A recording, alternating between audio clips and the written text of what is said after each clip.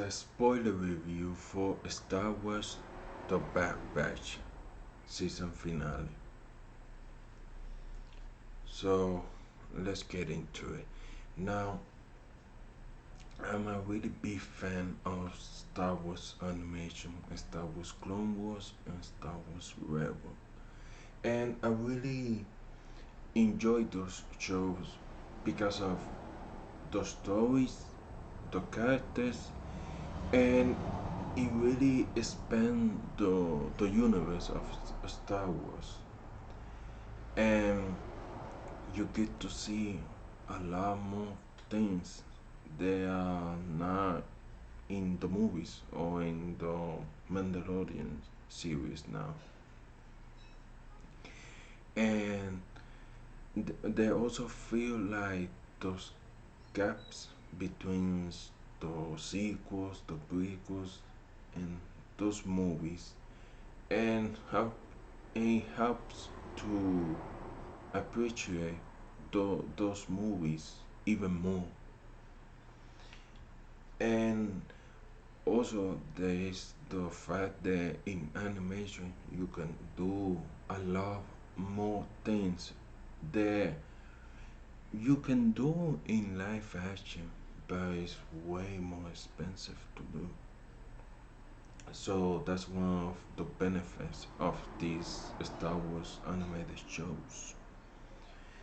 And I had to say that in this new the the Bad Batch they were introduced in Star Wars Clone Wars season finale, and they were in a few episodes, and when I saw them, they look cool and all of that, but I didn't see like a whole show of Star Wars focusing on this group in particular, and that's what they did. And I said they actually work and really invested in this group, and that is because of the great writing.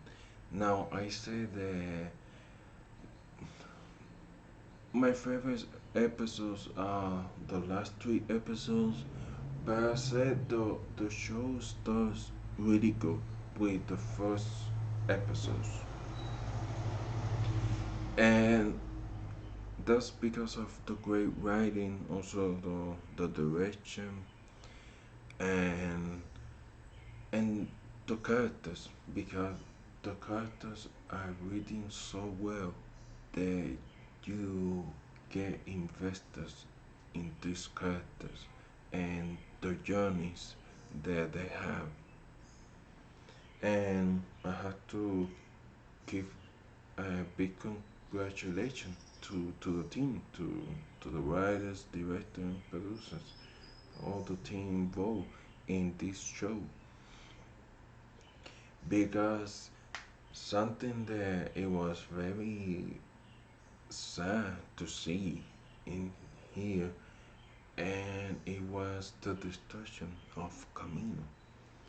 And when the destruction happens, you really feel that because of the movies, of course, but also Star Wars Clone Wars, and these characters in particular, they were created here alongside with the other clones, especially them. They were like the first, and they have invent enhanced abilities.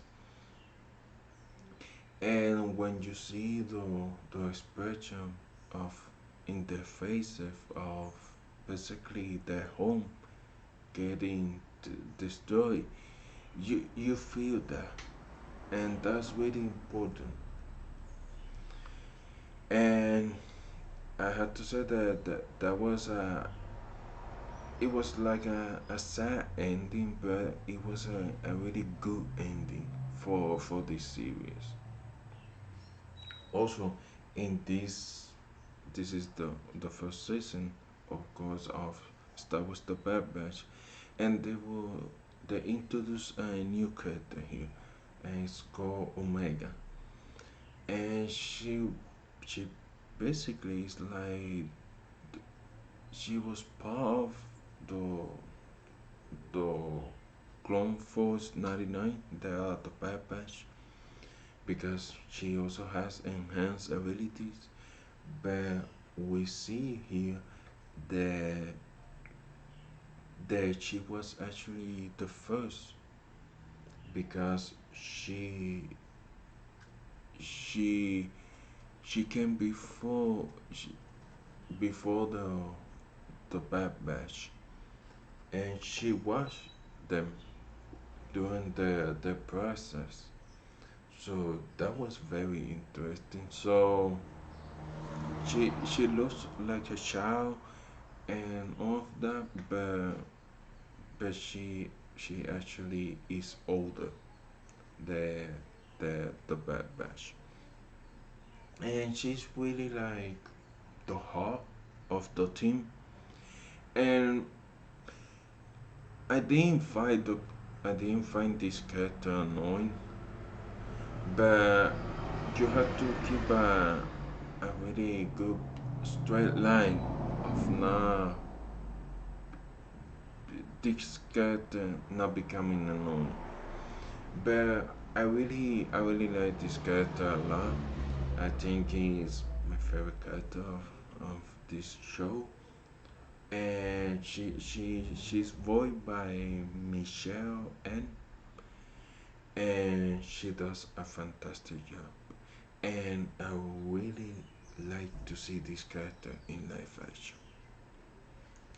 I also want to talk about Crosshair because he's the villain uh, in this show, and I really like why the writing team did with this character, because he really believed in the Empire, and I think that is because he wants to be on in the winning side, and that is the Empire. But the Empire doesn't value him. They only see him as a weapon, something they can use, and he's he's still investing in that he doesn't see the bigger picture, and they are using him wisely. And I really like the twist because the the Bad Batch believed that he was hunting them and making of those choices that he did because of his inhibited chip. But it was not. He had his chip removed a long time ago. So it's something in his nature, in his character. And I think that is something that he cannot change. And I really like it that besides all of the conflict between him and the Bad Batch, he did help when he needed to. And of course, he will be coming back in season 2 because you have to have a really good villain. And he really is a good villain. So I'm really looking forward to see him in season 2. Now, going forward, I really like that at the end we see the Nala Soda, one of the scientists in Camino. She's going to a new facility, and this is why it gets interesting because we're going to explore the cloning process, and this is very important because this is going to connect to Grogu in the Mandalorian, and also with the return of the Palpatine, the Empire, because he was clone, and you can see him because one of the scientists that was there, it, her outfit was the same outfit that one of the scientists has in The Mandalorian season 2 that helps to go in and retrieve Google. So that's really fascinating, and we're going to see a lot of that in season 2, I believe. And also, we're going to see more of Omega, and I would really like to see Omega in the book of Boba Fett, and that's because the actress is she she looks younger. The actress that she the voice Omega, and that's very interesting. And okay, we we already seen characters from animation to live action like Sokatano and all of that. So I would really like to see that and really explore more. We get a couple of scenes and glimpses of that, but when the Empire is switching off the clones, replacing the clones with soldiers and other people that really want to serve the Empire, and I think we're going to see more of that in season 2, and that's very exciting because that's something that wasn't really explored in the movies, and that's why I love these shows because we get to explore more of that. Now I had to say that overall the season was this season was like very slow because like the couple of first episodes was so good, but then after that it's like one adventure and that's it, and it's not like a really main story between them until we get to the last 3 episodes, and that's when the shows really go up again. So it does go. The middle of the show is not really that good, but the end is really great. So that's one of the problems when you have this type of show. The couple of episodes are one-off adventures, and some could be good, but mostly not so good.